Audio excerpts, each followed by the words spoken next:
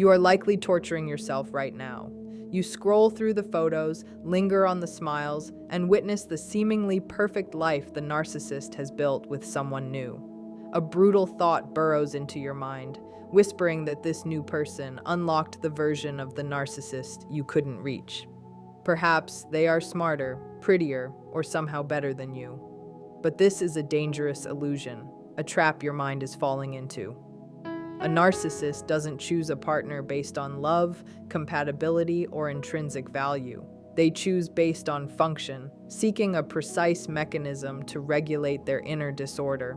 Understanding this changes everything, because once you see who the chosen partner really is, envy dissolves into recognition of a much more profound reality. It begins with the instinctual way a narcissist selects a partner. In a healthy mind, the drive to choose is guided by the desire for growth and wholeness, the journey toward becoming a fully integrated individual. A person with balance seeks a partner who challenges them, who encourages authenticity, and who fosters maturity. The goal is union, connection, and mutual development. For the narcissist, the goal is regulation, not union. They operate from a deeply divided inner world, where the self presented to others is a rigid mask that conceals the true internal chaos. The persona is an immovable structure, a protective shell constructed to maintain control, hide vulnerability, and project superiority, hiding the shadow that lies beneath. Beneath the mask resides the shadow, a reservoir of repressed insecurities, primal shame, envy, and emptiness. The narcissist cannot face this darkness without risking psychological collapse. To avoid this, they live in a constant state of internal conflict, expending immense psychic energy to maintain the facade. This effort alone is unsustainable. They require an external source of reinforcement, someone to prop up the false self, never question the illusion, and never expose the shadow. The partner they choose is a reflection of this need, not a reflection of love. They are scanning for someone who will provide energy, validation, and admiration while allowing the narcissist's internal chaos to remain unseen. When a narcissist enters a room to consider a potential partner, they are not searching for talent, beauty, or status in the traditional sense. They are seeking the path of least resistance, a person who will support their delusion without interruption. Early interactions are revealing. They might tell exaggerated or inconsistent stories and observe your reaction closely. If you challenge them, show critical thinking, or demonstrate independent judgment, you create friction, forcing the narcissist to expend energy to maintain their mask. But if you respond with admiration, acceptance, and compliance, you signal safety. Your willingness to suspend reality in favor of theirs makes you useful, not special. The instinct of the narcissist is to avoid friction at all costs. A partner who demands accountability, recalls contradictions, or seeks emotional reciprocity threatens to crack the mask. They cannot relax in the presence of such a person, as vulnerability becomes unavoidable. Instead, they gravitate towards someone pliable, someone who functions as an audience rather than a co-star. This explains why the new partner often appears simpler or more compliant than you. What seems like a preference for someone better is, in reality, a retreat to safety. Their choice is driven by fear and the need for control. True intimacy, which requires vulnerability and mutual exposure, terrifies them. The narcissist finds someone who confuses proximity with intimacy, someone satisfied merely to exist near them, and someone who mistakes their need for control as a desire for closeness.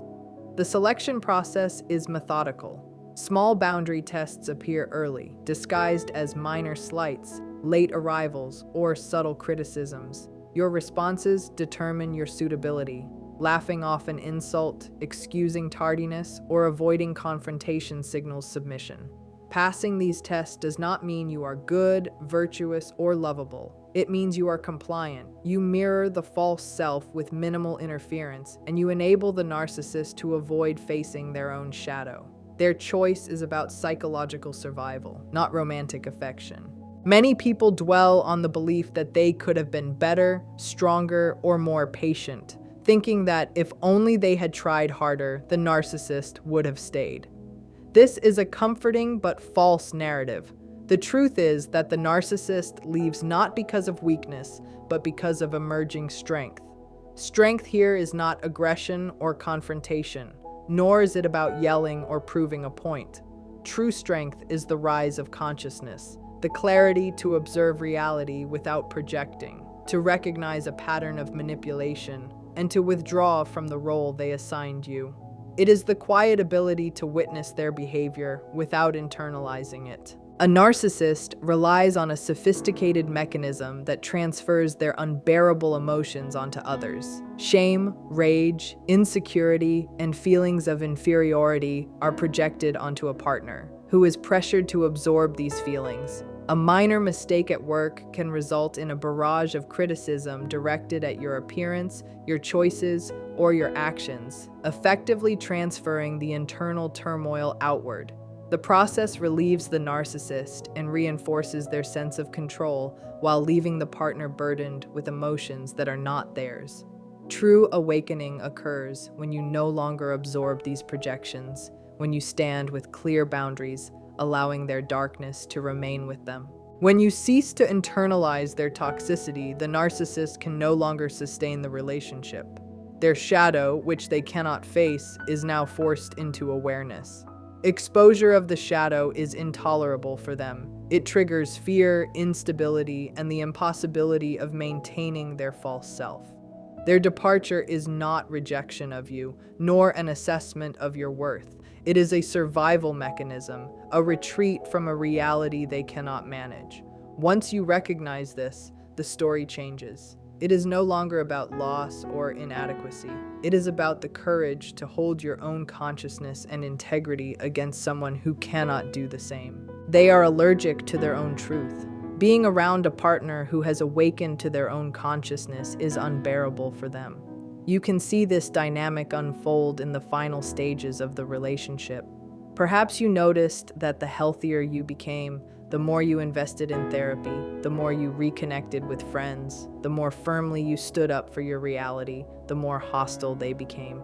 A normal partner would celebrate your growth, but a narcissist punishes it.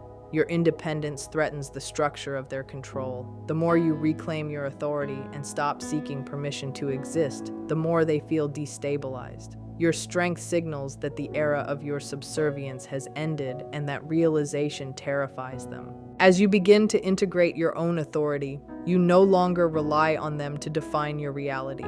You cease to look outward for validation, and this shift is catastrophic for them. A narcissist requires a partner who is dependent, someone whose existence revolves around feeding their delusion. When you validate yourself, you cut off their supply line. Suddenly, you are no longer useful, you are a threat.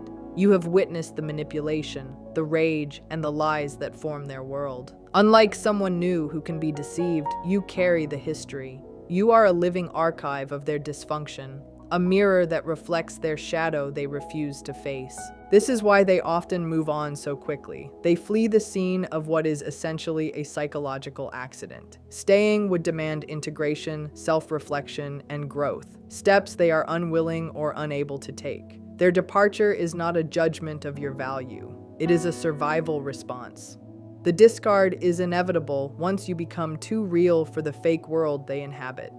Your expansion, your clarity, and your self-possession create an environment they cannot navigate. You have outgrown the container that once held you in place. If you recognize this shift, it is a quiet victory, a reminder that love was never meant to cost your presence or your selfhood.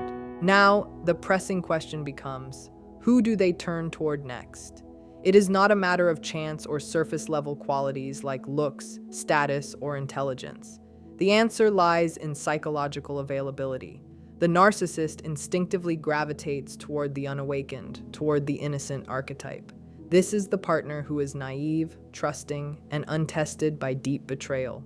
They are earlier in the timeline of experience, psychologically where you were when you first encountered the narcissist.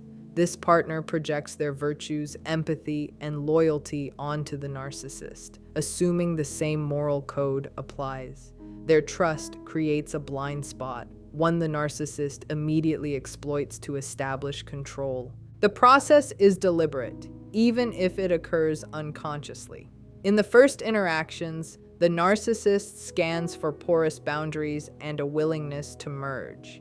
They test reactions subtly, changing plans at the last minute, asking intrusive questions, or observing how personal boundaries are managed.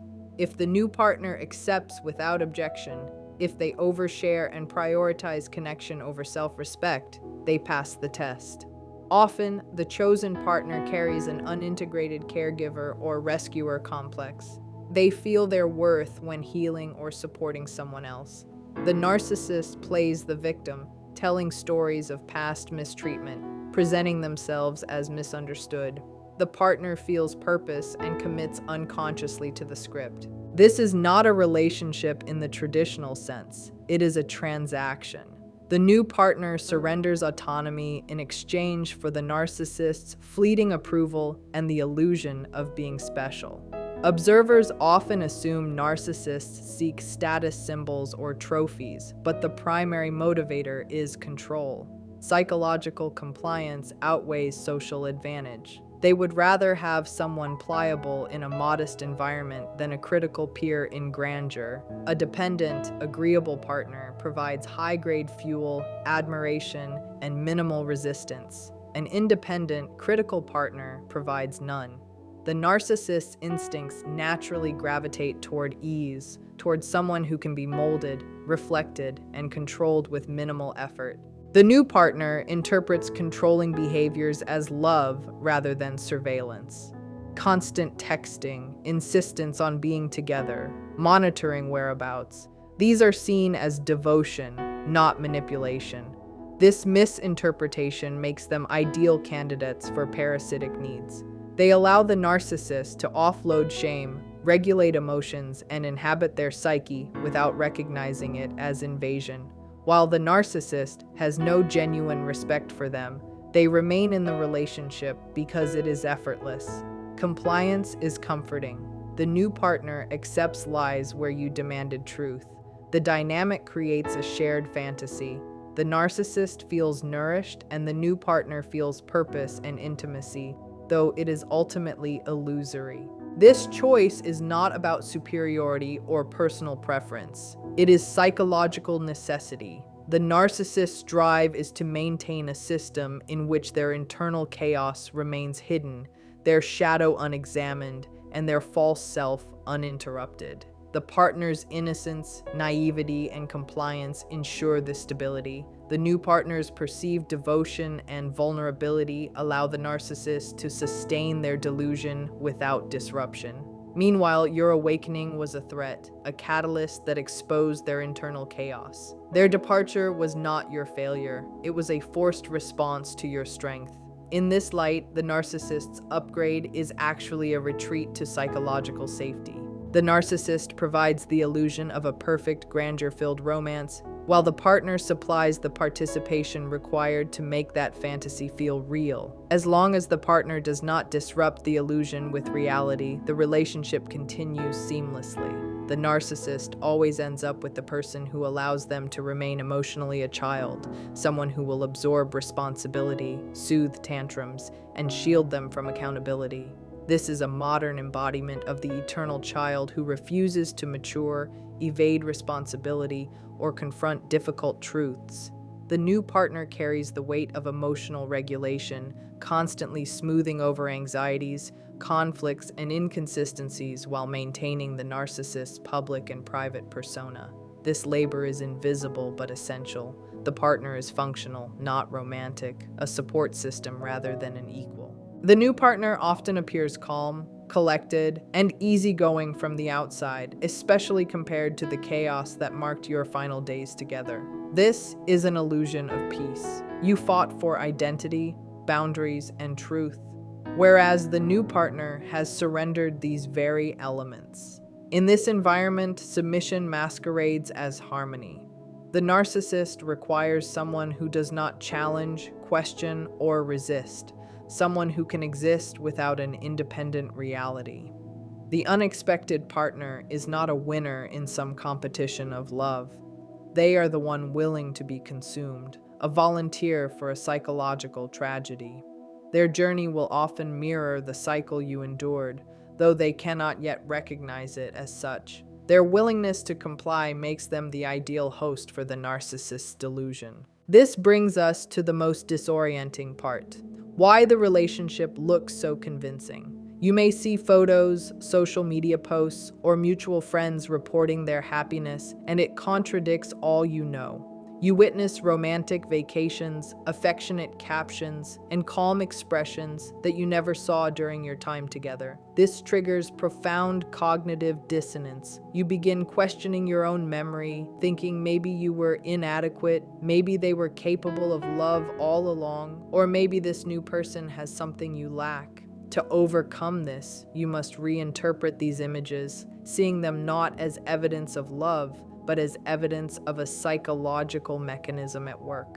What you are witnessing is pathological idealization. In the early stages of a new relationship, the narcissist experiences a surge of dopamine and oxytocin, a high comparable to the rush of addiction. They are not in love with the new partner. They are enamored with the reflection the partner provides. The partner is initially a blank canvas onto which the narcissist projects their ideal self. They see admiration, unquestioning belief, and validation of their grandiose persona. The euphoria you see in photos is real to the narcissist, but it is the exhilaration of having a fresh, compliant supply. There is no shared intimacy, only a mirrored reflection that fuels their false sense of wholeness. This idealization can appear to last longer with the new partner than it did with you.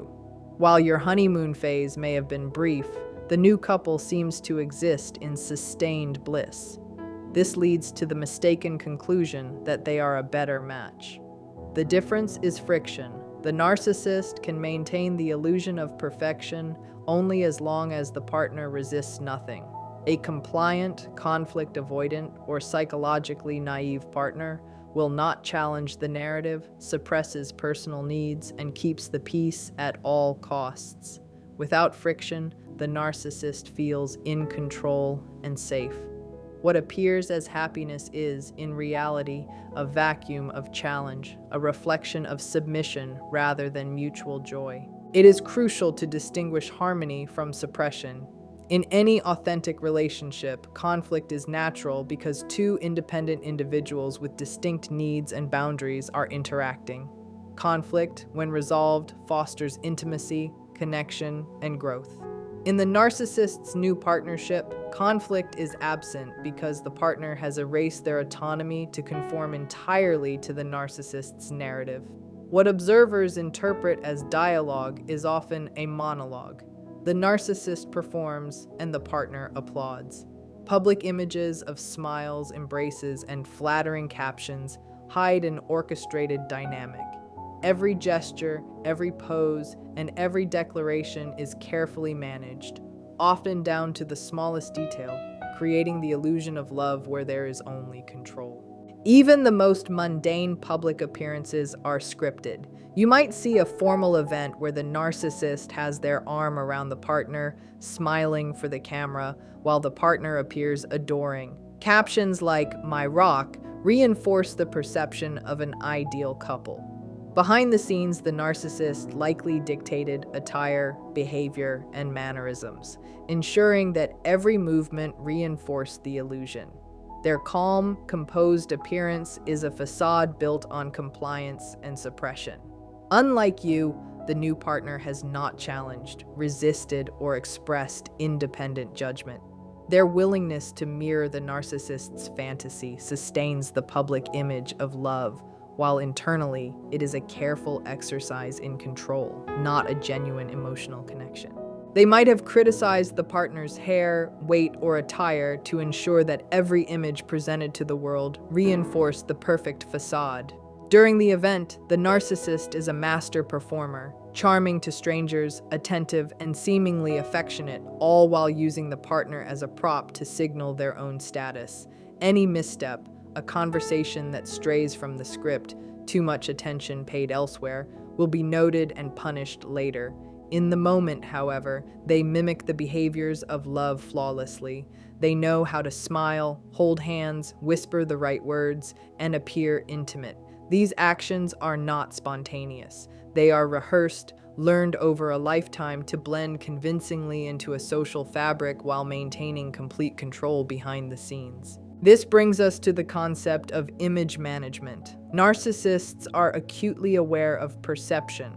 They are paranoid about what others see, knowing that former partners or outsiders might witness the truth. The new relationship is often a propaganda tool, a means of triangulation to validate their narrative and invalidate yours. By parading a happy, glamorous partnership, they communicate, "See, I am not the toxic one. I am capable of stability. The failure of the previous relationship was entirely the fault of my ex." The intensity of these public displays is proportional to the narcissist's need to reinforce their constructed identity. Secure couples live their lives quietly. Narcissists must broadcast it because for them, image is reality. We also encounter the concept of projection. The narcissist carries an internalized image of the perfect partner, an idealized figure who exists only to serve the narcissist's ego. When they meet a new partner, they paste this internal vision over the actual human being, seeing not the person, but the fantasy. As long as the partner plays along, remains silent, and mirrors this projection, the illusion holds. The narcissist experiences what they interpret as love for this projection, yet the state is fragile. The moment the partner reveals humanity, illness, sadness, needs, inconvenience, the fantasy cracks. The narcissist experiences a sudden emotional shift from adoration to disgust, betrayed that reality does not match the constructed image. The new partner is not witnessing a different, improved version of the narcissist. They encounter the same behaviors, patterns, and dysfunction you met from the beginning. There is no new empathy, no newfound emotional depth, no internal growth, just a reset of the same manipulative game. Any improved treatment is not a reward, it is bait. Energy is invested upfront to secure loyalty and compliance. The narcissist is grooming the partner to withstand abuse, conditioning them to normalize control and manipulation. Calm behavior, attentive gestures, and apparent stability are temporary. The new partner provides narcissistic supply, regulating the narcissist's internal state and creating the illusion of harmony. It is not healing, it is functional feeding.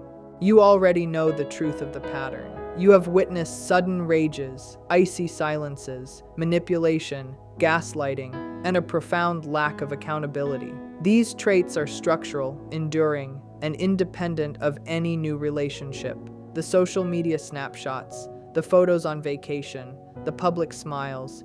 These are curated illusions designed to protect the narcissist's ego and elicit envy. By believing them, you participate in the delusion, granting them power to define reality.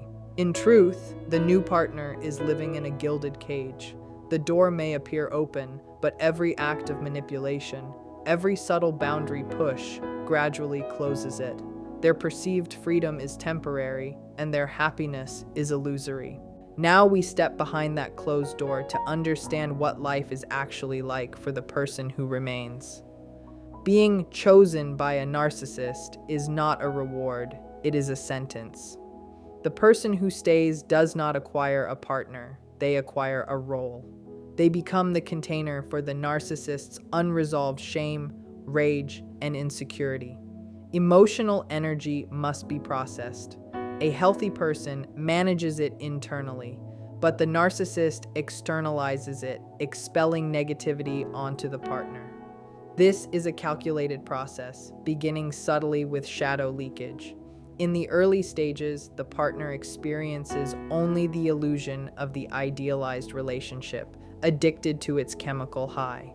As time progresses, fatigue erodes the mask, and cracks appear. The slips are subtle, wounding jokes about appearance, cold indifference to needs, unkept promises, and lack of apology. A healthy partner would object, call it out, or maintain boundaries.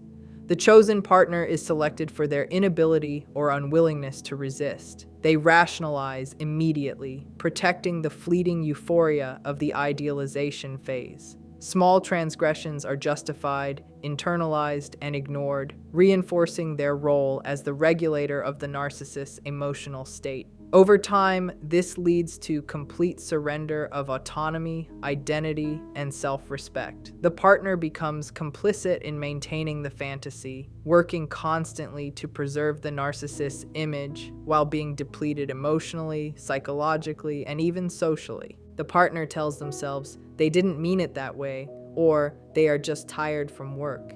They absorb the insult, swallow the disappointment, and rationalize the narcissist's bad behavior as a misunderstanding or a minor lapse. This is the point where the trap closes. Accepting the first instance of disrespect sets a precedent. It signals to the narcissist that the partner is willing to accommodate projections, to bend reality for the sake of the relationship. This creates cognitive dissonance. Two opposing beliefs coexist. The partner believes this person is their soulmate while simultaneously experiencing anxiety, shame, or belittlement. To resolve this unbearable tension, the partner subconsciously sacrifices their own reality to preserve the narcissists, beginning the slow colonization of their sense of self. The narcissist does not merely seek companionship, they seek an extension of themselves. They methodically erase the partner's separate identity, not through overt aggression, but through subtle rewards and punishments. Ordinary moments are weaponized to teach compliance. If the partner wants to see friends on a Friday night, the narcissist may not forbid it, but instead act sullen, withdraw affection, and offer guilt-laden commentary. When the partner leaves, they receive cold indifference or curt responses. Over time, the lesson becomes clear. Personal autonomy carries an emotional cost too high to bear. To preserve peace, the partner gradually isolates, abandoning friends, hobbies, and even personal tastes. They edit themselves to fit the narcissist's preferences, slowly disappearing while still physically present. In this dynamic, the partner becomes the external regulator of the narcissist's psyche. Since the narcissist cannot regulate self-esteem or emotions, the partner assumes full responsibility. They live in a state of chronic hypervigilance, reading every expression, tone, and gesture for signs of instability. Mornings begin with assessing the household's emotional climate rather than their own feelings. If the narcissist is upset from work, the partner immediately soothes, deflects blame, cooks a favorite meal, and walks on eggshells to prevent escalation. In moments of insecurity, they pour out praise, validation, and attention, effectively carrying the emotional weight of two people. The partner's nervous system is trapped in a constant fight-or-flight response, leading to exhaustion, drained energy, and the erosion of vitality over years. Why do they stay?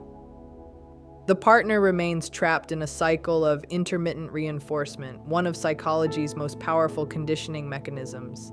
If the narcissist were cruel all the time, escape would be inevitable. Instead, cruelty alternates with periods of charm, gifts, apologies, or romantic gestures.